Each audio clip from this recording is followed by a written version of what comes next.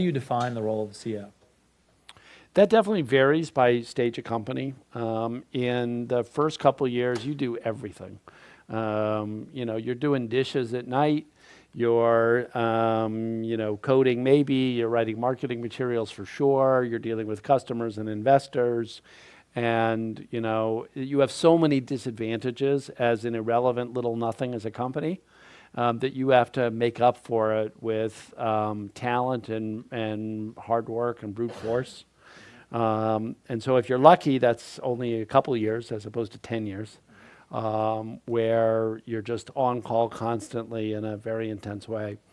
And then the trick is, as you get to 50, 100 people, you've got to evolve your management style. As you get to 500 people, kind of each 10x, maybe even just 5x, you've got to adapt to be more strategic, because it used to be you knew every person and now you don't.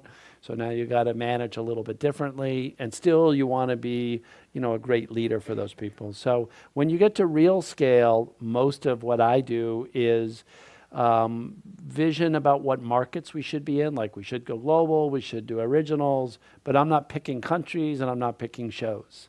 Vision of we should spend 5 or 10% of revenue on marketing as opposed to 50% or 2%.